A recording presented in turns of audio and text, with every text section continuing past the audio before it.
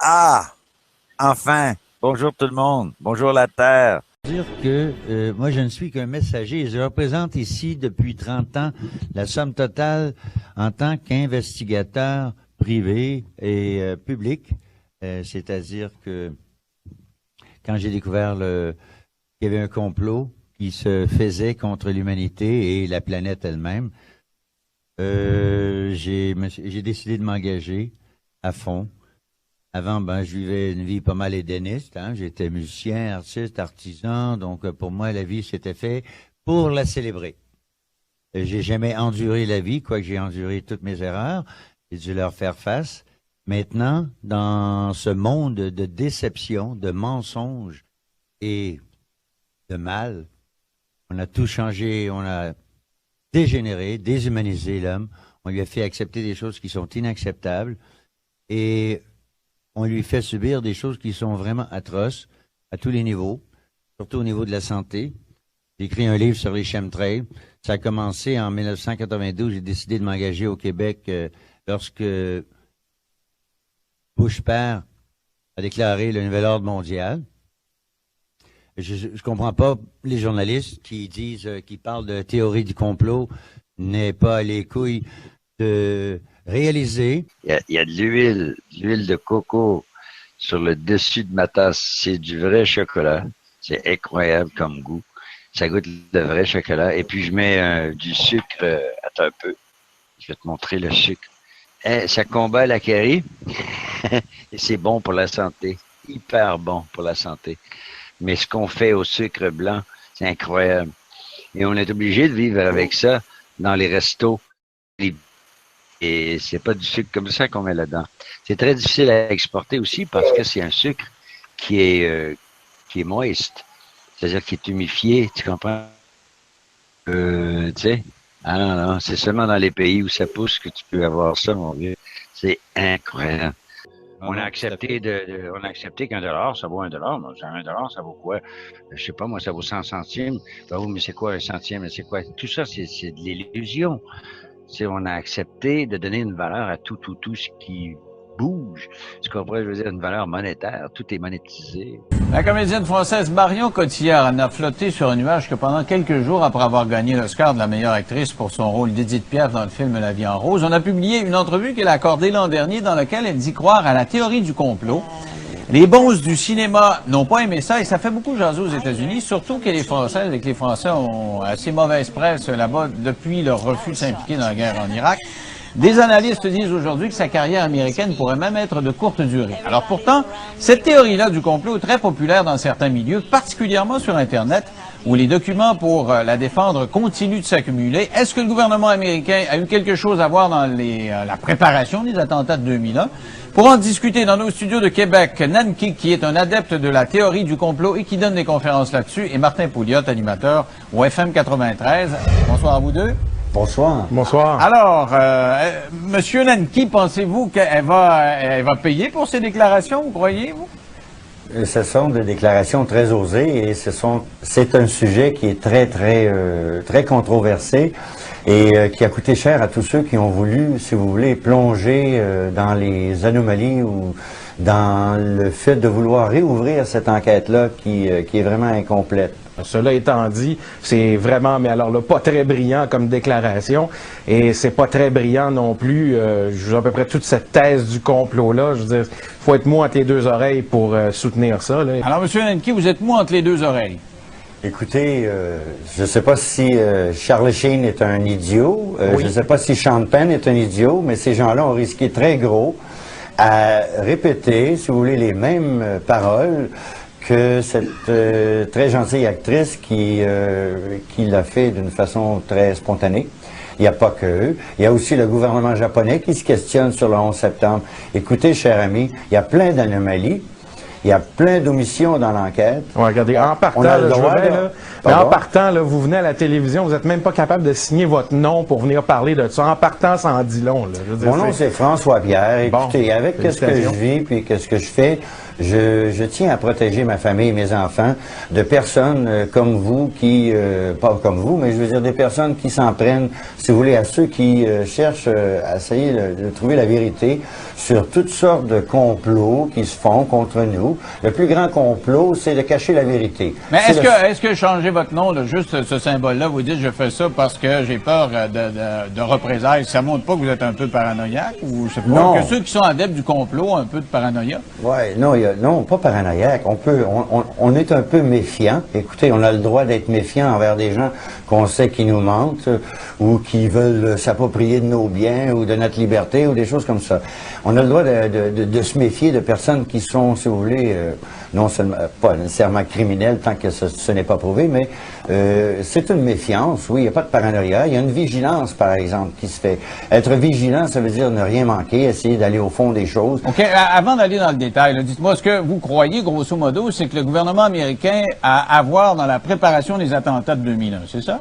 Oui, absolument, absolument. Et puis, je fais partie, évidemment, d'un très gros groupe de personnes qui se posent des questions sur les anomalies qui n'ont jamais été, si vous voulez, résolues et qui traînent encore dans les airs. Tu commences à être humain ou dans ta communauté. Tu viens au monde dans une communauté. Est-ce que la communauté prend soin de toi et pas t'éduque, mais t'instruit sur toutes les choses qu'on a besoin de connaître et de savoir pour survivre? L'agriculture, tu sais, je veux dire, si les enfants, on leur enseignait dès le plus jeune âge comment trouver l'étoile polaire, premièrement, tu sais, leur montrer le ciel et tout ça. Ensuite, leur montrer les plantes, les faire connaître les insectes. Tu leur apprends. On enseigne l'enfant. Ça, c'est la première phase humanitaire, c'est d'apprendre c'est quoi, à quoi ça veut, qu'est-ce que ça veut dire être un humain. Un humain, ça veut dire il faut participer à la terre-mère, il faut participer, on participe au village, à la communauté. Mais là, cet esprit de communauté et de village, ben, il en reste encore, mais il n'y a pas de communauté dans les villes. Qu'on avait des grands-parents autochtones. Mais moi, je l'ai appris très tard. Très, très tard. J'étais aux États-Unis, moi, j'ai fait mes trucs. Je vivais comme un nomade, si tu veux. Je voyageais d'une ville à l'autre et tout. J'étais marié, j'avais 2 enfants, et les enfants suivaient aussi. Et puis, j'étais musicien, je faisais plein de trucs. Je vivais les années 60 et 70. C'était la terre des découvertes, des recherches, du libre arbitre, du peace and love, etc. Tout ça, tu sais. Donc, j'ai vécu une très belle vie là-bas. J'ai appris énormément de choses. La fameuse huile miraculeuse qui guérit pas tout, mais Presque. ordinaire. Mon petit fils aussi. Ouais. C'est bon pour la mémoire, l'Alzheimer, pour la peau, cosmétique. C'est antibactériel. Tu peux en mettre dans ton dentifrice. C'est Oui, extraordinaire. tu peux faire des bonnes Moi, bouches je m'en mets avec. dans les oreilles. Oui.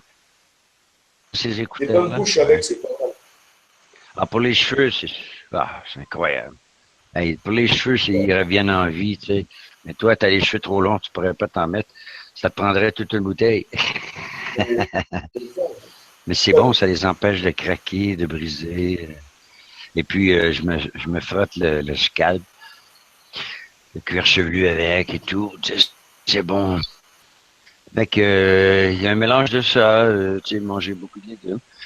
J'ai vu une vidéo, ça s'appelle la Palestine avant justement la mise en place du plan Rothschild sioniste. Donc, tu vois les Juifs et les musulmans, un faisait pousser des oranges, l'autre des olives, l'autre aussi, ils vivaient ensemble. Comme tu dis, tous les deux étaient sur la terre de leurs ancêtres. Maintenant, il y avait à ce moment-là, peut-être, je sais pas moi, disons, en pourcentage, peut-être 60% Khazars et 40% Juifs hébreux, ok? Là, maintenant, il reste 8% de Juifs hébreux et 92% de Khazars. Donc, eux-mêmes se sont fait trahir par un clan qui vient du Nord depuis 800, 1200 ans, peu importe. Et puis, c'est la même chose. Là, écoute, le diable, il nous divise pour ne pas qu'on s'unifie, et il nous divise pour que, justement, diviser pour régner. D'accord?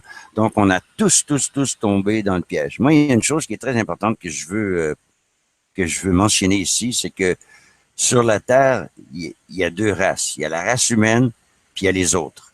Les mutants, les hybrides, les possédés, les téléguidés par des forces occultes. Ça, c'est regrettable, mais on ne peut pas le dénier. Donc, nous, on s'en prend pas à une race ou à une religion.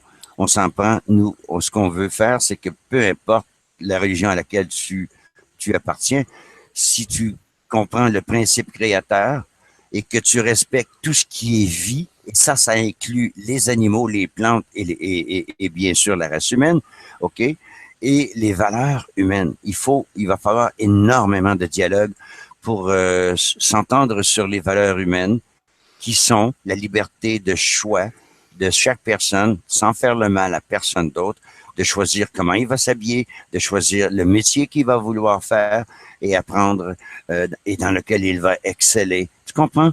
C'est pas important. On doit avoir un toit, on doit avoir de la bouffe, de la chaleur en hiver, puis en été, et puis on doit aussi profiter de la vie. Et c'est vers ça que tout le peuple humain de la Terre s'en va vers ça. Mais là, il y en a beaucoup qui vont mourir parce que je crois pas qu'ils vont nous laisser aller aussi facilement. Mais ce qui est important de savoir, c'est que nous, on n'est pas contre les musulmans. Non. C'est juste qu'on est contre le parti. Le sionisme, c'est pas une religion, le sionisme. C'est un parti, c'est une idéologie. On a le droit d'être contre un parti politique. Tu comprends ce que je veux dire? Donc, soyez, parce qu'on a beaucoup d'amis qui sont justement avec nous sur la dénonciation de la fausse science, le scientisme, dans lequel on a tué le principe créateur, l'intelligence universelle, la source, Dieu, Allah, peu importe le nom. OK? Donc, tout ça pour dire quoi? Ben, c'est ça, il va falloir s'entendre avec des valeurs humaines. Et ces valeurs humaines-là vont nous amener à une spiritualité. Hey, les bouddhistes sont divisés. Il y a 3 clans de bouddhistes. Il y a ceux qui sont pour le Dalai Lama, qui le vénèrent. Il y a ceux qui disent que le Dalai Lama est un imposteur et un agent de la CIA. Et puis, il y a un troisième qui dit, ben, on veut pas ni l'un ni l'autre. Les bouddhistes, tu sais, on dit, c'est des gens spirituels, blablabla. Non. Le seul endroit où on se divise pas, par rapport si tu veux, à la religion, c'est le taoïsme. Le taoïsme, c'est un principe, il y a une force créatrice et il y a de la sagesse. Et taoïsme veut dire ce qui est, ce qui existe. Les chemtrails, c'est pas pour une chose, c'est pour 12 choses. 12. Ça sert à 12 buts. Dépendamment de qu'est-ce qu'on met dedans, dépendamment de qui va les pulvériser, à quelle hauteur, exactement ça aussi. On peut s'en servir pour faire des épidémies de grippe jusqu'à couper les rayons du soleil pour que les arbres crèvent. Tu dis quoi? Ben oui. Les arbres, la nature a besoin d'ultraviolet. S'il n'y en a pas, les champignons vont proliférer. Alors, ceux qui aiment les champignons, ils sont bien placés, ils vont en manger ad nauseam. Mais les arbres, ils n'aiment pas ça. Ils sont en train de se faire manger ici au Québec. Là, il n'y a pas un arbre qui n'a pas de fungi sur lui. Il n'y a pas de fungi. Il n'y en a pas un. Ça arrive un peu, ça dépend, il y a quelques arbres, les arbres qui sont pas. Donc, les arbres sont en train de se faire manger et ils pourrissent beaucoup plus vite. On le voit dans la forêt, c'est beaucoup plus humide. Donc, on tient des taux on coupe les rayons ultraviolets, les fungi prolifèrent. Personne ne sait, ou presque, quasiment personne ne sait qu'à chaque fois qu'un humain arrive sur cette planète, il devient une marchandise et on lui accorde, on lui donne un numéro à la naissance qui est inscrit derrière ton acte de naissance. Et là, tes parents signent ton acte de naissance et te remettent à l'État. Mais à partir du moment, du jour 1 où tu es une ressource humaine, il y a un trust qui est créé en ton nom et à partir de ce trust-là, tu n'as pas d'idée combien le système te doit des millions. Il y a des millions qui t'appartiennent dans ce trust-là et eux jouent avec. Et si tu veux savoir qui joue avec, regarde le numéro qu'il y a derrière ton acte de naissance. T'es rien, t'es une marchandise, mon vieux. T'es un numéro, comme dans la série. Et là, on voit qu'on dérange de plus en plus. J'espère que je vous dérange pas en cette belle journée ensoleillée.